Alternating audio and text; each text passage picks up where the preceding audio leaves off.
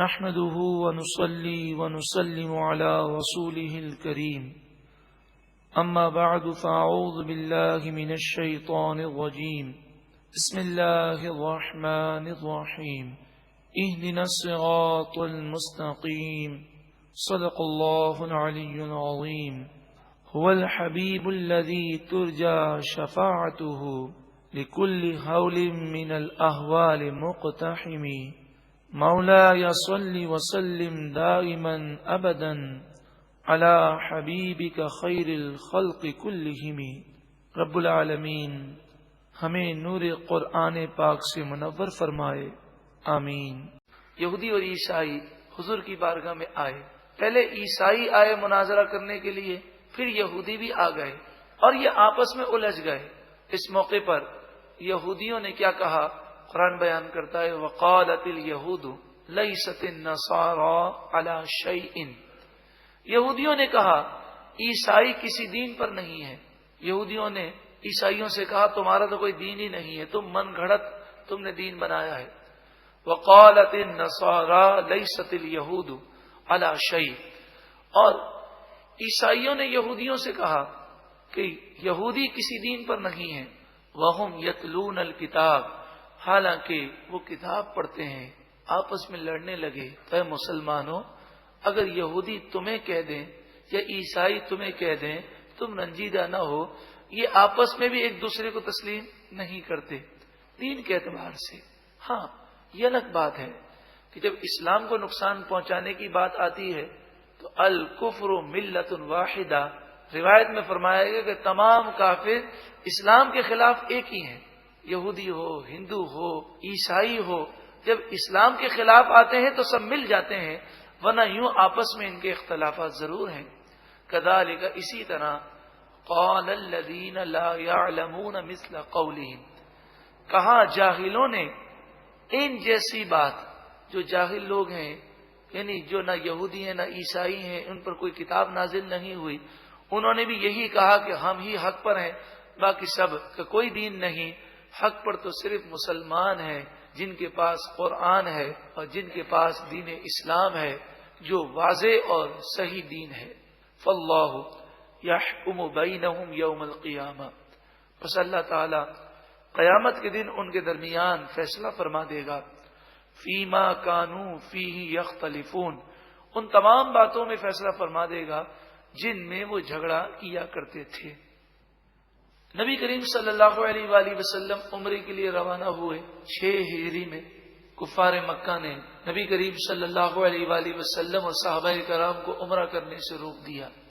سینکڑوں سال سے ان کا مکے پر قبضہ تھا، مسجد الحرام پر انہوں نے قبضہ کیا ہوا تھا، 360 بت نصب کیے ہوئے تھے۔ اللہ کی مسجد میں اللہ کے ذکر سے عمرہ کرنے سے روکا۔ فرمایا ومن اظلم ممن منع مساجد اللہ ان یذکر فیہا اسمہ، اس سے بڑھ کر کون ظالم ہوگا؟ سب سے بڑا وہ ظالم ہے جو اللہ کی مسجدوں میں اللہ کا ذکر کرنے سے روکے، وسعی فی خرابہا، اور اس کی ویرانی میں کوشش کرے۔ کہ جب مسجد سے اللہ کا ذکر روکا جائے گا تو مسجد کی ویرانی ہے۔ یہ مسجد الحرام پر سینکڑوں سال سے قبضہ کیے ہوئے ہیں اور بڑے غرور و تکبر کے ساتھ مسجد الحرام میں داخل ہوتے ہیں۔ اولئک ما کان لهم ان يدخلوها الا خائفین، ان کے لیے جائز نہ تھا کہ یہ مسجد الحرام میں داخل ہوں، الا خائفین، مگر اللہ کے خوف سے ڈرتے ہوئے انہیں داخل ہونا چاہیے تھا۔ اتنے یہ ظالم لوگ ہیں۔ لہم فی الدنیا خزی، ان کے لیے دنیا کی زندگی میں رسوائی ہے۔ وَلَهُمْ فِي الْآخِرَةِ عَذَابٌ عَظِيمٌ، اور آخرت میں ان کے لیے بڑا عذاب ہے۔ اس آیت کی تفسیر سے یہ معلوم ہوا کہ مسجد الحرام میں جو کچھ بھی ہو، کہ جس کا قبضہ ہو وہ حق پر ہے، یہ کوئی دلیل نہیں ہے۔ 350 سے زائد 360 بت نصب ہیں، کئی 100 سالوں سے ان کا قبضہ ہے، وہ حق پر نہیں ہے۔ آج بھی بیت المقدس پر یہودیوں کا قبضہ ہے، وہ حق پر نہیں ہے۔ اسی طرح یہ یاد رکھیں کہ مسجد الحرام اور مسجد نبوی میں جو کام ہوتا ہے وہ صحیح ہوتا ہے، یہ بھی دلیل نہیں ہے۔ آج مکے اور مدینے میں قرآن کی بے ادبی کی جاتی ہے، قرآن نعوذ باللہ من ذالک ٹانگوں پر رکھتے ہیں، قرآن پاک نعوذ باللہ من ذالک جوتوں پر رکھ دیتے ہیں، قرآن پاک کو تکیہ بناتے ہیں نعوذ باللہ من ذالک، اور وہ کرتے ہیں کہ ہم الفاظ سے بیان نہیں کر سکتے۔ جب دیکھتے ہیں تو آنکھوں میں آنسو آ جاتے ہیں کہ قرآن کی بے ادبی کی جا رہی ہے۔ ہم خانہ کعبہ کو پاؤں نہیں کر سکتے، ہماری یہ جرت نہیں۔ اللہ تعالی ہمیں ادب عطا فرمائے، لیکن وہاں ایسے بھی بدعقیدہ لوگ ہیں کہ جو خانہ کعبہ کے سامنے بیٹھ کر خانہ کعبہ کی طرف پاؤں کر کے بیٹھتے ہیں، اور جب انہیں سمجھایا جائے تو مذاق اڑاتے ہیں۔ اللہ تعالی مکہ مکرمہ و مدینہ منورہ میں بھی قرآن کا ادب عطا فرمائے اور خانہ کعبہ کا ادب عطا فرمائے۔ لوگ دلیل بنا لیتے ہیں، جو وہاں ہو وہ صحیح ہے، یہ کوئی دلیل نہیں۔ قرآن ہمارے لیے دلیل ہے، احادیث طیبہ دلیل ہے۔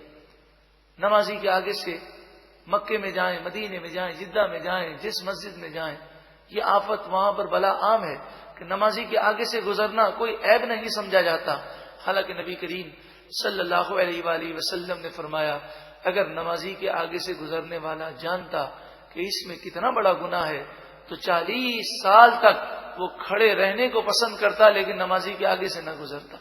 ہاں، جو طواف کر رہا ہے حضور نے صرف اسے اجازت دی ہے کہ طواف کرنے والا نمازی کے آگے سے گزر سکتا ہے۔ ارشاد فرمایا وَلِلَّهِ الْمَشْرِقُ وَالْمَغْرِبُ، اللہ ہی کے لیے مشرق اور مغرب ہے۔ فَأَيْنَمَا تُوَلُّوا فَثَمَّ وَجْهُ اللَّهِ، اللہ تعالی جہت سے پاک ہے، سمت سے پاک ہے۔ اے لوگوں، تم جہاں کہیں بھی اپنا منہ کرو گے اسی طرف اللہ کی رحمت تمہاری طرف متوجہ ہے۔ ان اللہ واسع علیم، بے شک اللہ تعالی وسعت والا، علم والا ہے۔ وقالوا اتخذ اللہ ولدا، اور مشرکوں نے کہا اللہ نے اپنے لیے اولاد رکھی۔ سبحانہ، پاکی ہے اسے، وہ اولاد سے پاک ہے۔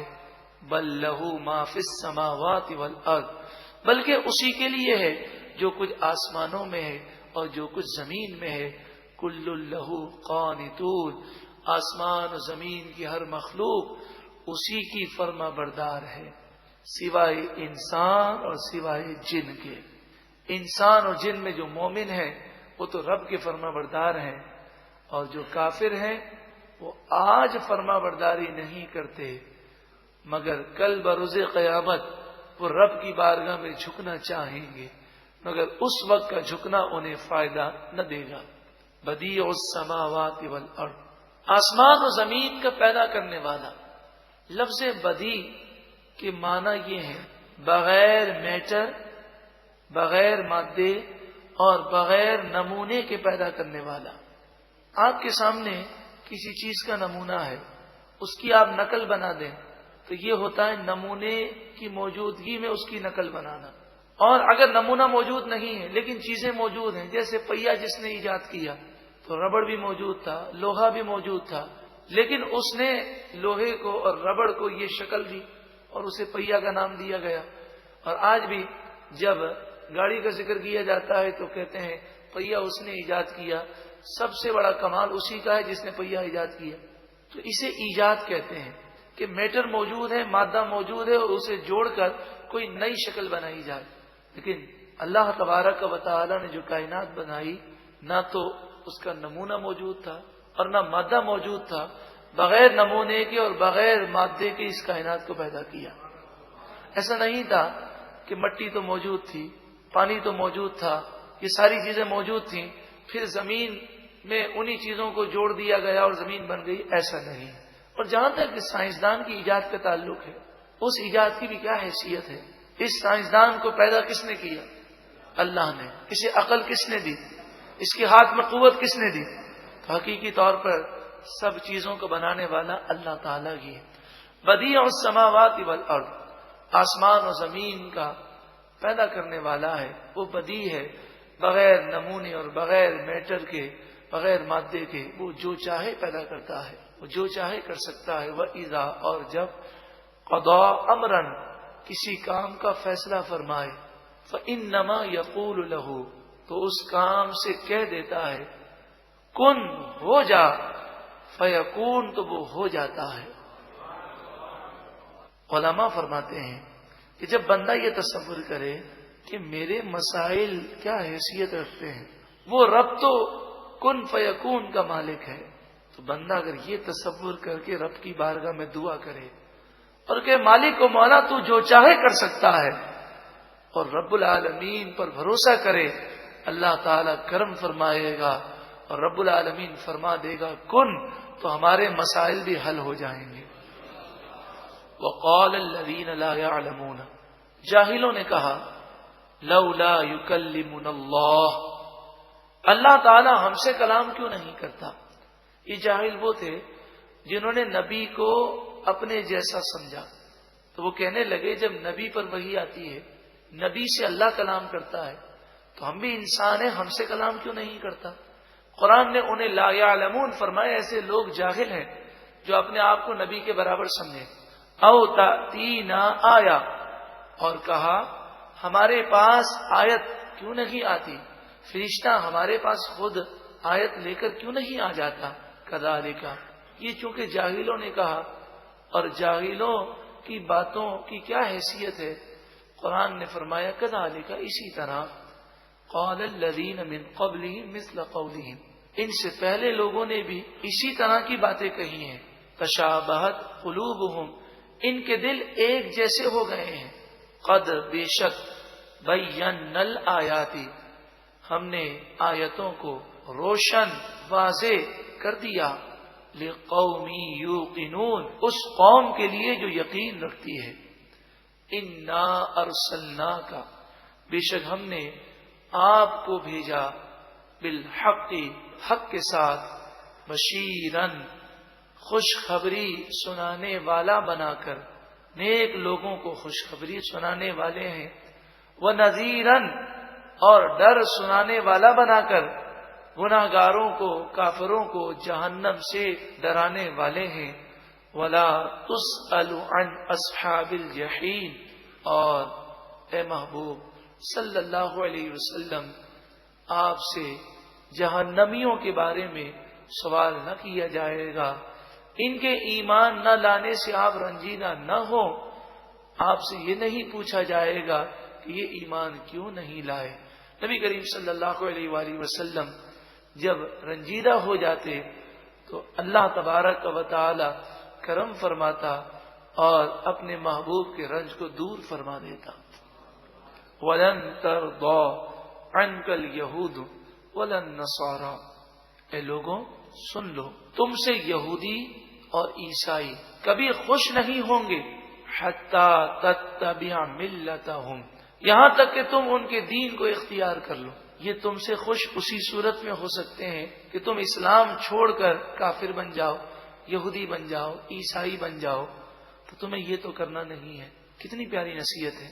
آج بھی ایسے نادان مسلمان ہیں جو امریکہ میں شفٹ ہو گئے، امریکہ میں رہتے ہیں، یورپ میں رہتے ہیں، اپنے آپ کو ماڈرن کہتے ہیں، مسجد میں بھی آتے ہیں، چرچ میں بھی جاتے ہیں، بائبل بھی پڑھتے ہیں، قرآن بھی پڑھتے ہیں، اور کہتے ہیں ہم وسیع النظر ہیں، ہم ماڈرن ہیں، اور خیال کرتے ہیں کہ اس طرح یہودی عیسائی ہم سے خوش ہو جائیں گے۔ قرآن نے سچ فرمایا، اور قرآن کا فرمان کبھی غلط ہو ہی نہیں سکتا کہ یہ یہودی عیسائی تم چاہے کتنے دین سے دور ہو جاؤ، فحاشی، عریانی، بے حیائی، بے پردگی مبتلا ہو جاؤ، چاہے ان کے رسم و رواج کو اپناؤ۔